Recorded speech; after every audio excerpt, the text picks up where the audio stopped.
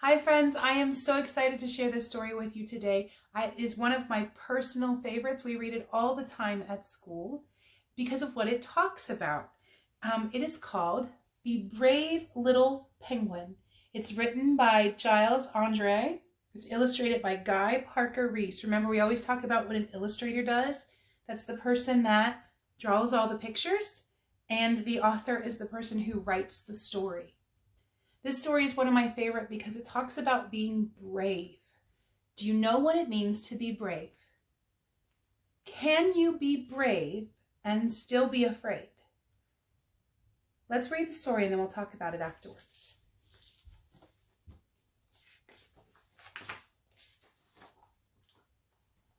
In the cold Antarctic sunshine, where the icy ocean ends, lived a family of penguins with all their penguin friends. There were fat ones, there were thin ones, there were penguins short and tall, but the littlest penguin, Pip Pip, was the smallest of them all. And while the other penguins were out swimming wild and free, little Pip Pip played alone, too frightened of the sea. Names like Scaredy Pip Pip echoed in his ears. He was sad and he was lonely, but he couldn't show his tears. "What's the matter, Pip Pip?" said his daddy one fine day. "You can't be scared of water. What a silly thing to say." "Be gentle," said his mommy, taking Pip Pip by the hand. "We all have certain fears that might be hard to understand. Come on, little Pip Pip, dip your toes in here just so. The water's calm and still now. You can do it nice and slow." Look where his mommy's wanting him to get in. Doesn't it look like fun in there? Oh, that's not what the water looked like where he was going to jump in. I think maybe he's imagining it. "What if the water's freezing? Mommy, what if I get in and it's just too dark and deep for me? What if I can't swim? And what if there are monsters who smell me from their den and they slither up and eat me and I'm never seen again?" "I understand, little one," said his mommy with a kiss. "But Pip Pip, what if now you try to think of it like this? What if in that water there are friends for you to meet? What if it is light and warm and full of treats to eat? Take my hand, my little one. Don't worry, I'm right here. Please trust me, little Pip Pip. Be brave and never fear." Slowly Pip Pip made his way toward the water's edge. He stared down at the ocean from the slippery, icy ledge. Then he looked back at his mommy, and his small heart thumped. He closed his eyes, he held his breath, and little Pip Pip jumped. Splash. For a while his mommy waited, and then she cried out, "Oh, something's wrong. Pip Pip, please, where are you? You've been under way too long."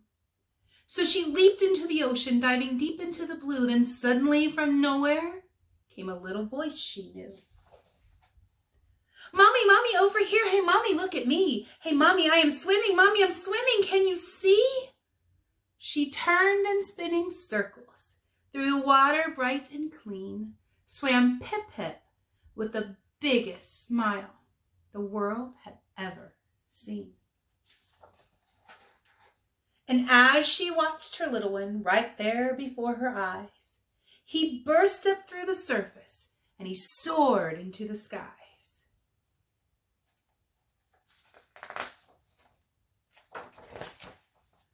"Woohoo!" cried little Pip Pip. "Look, Mommy, I can fly.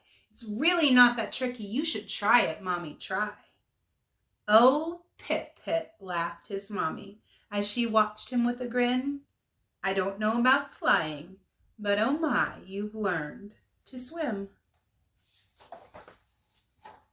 Then his friends all gathered round as Pip-Pip landed with a bump and said, "Sometimes all you have to do is just be brave and jump." Look at them all having fun. It's a good thing that he finally jumped. Look at all that fun that he's having. I love this story, but I want to point out to you that look, on this page, Pip-Pip is standing there right before he jumps, and it says his heart is beating and thumping. He's afraid, but he still jumps. And I think that in order to be brave, you have to be scared first. In fact, I don't think you can ever be brave unless you're afraid first. So the next time you're feeling afraid, I want you to be excited. Actually, if you think about it, every time you get excited, your heart beats like that too. You get that same sort of feeling. Maybe even your tummy gets a little rumbly, just like when you're scared. Being excited and being afraid are not all that different. They're very similar feelings. So the next time that you're feeling afraid, be excited, because that means you have a chance to be brave.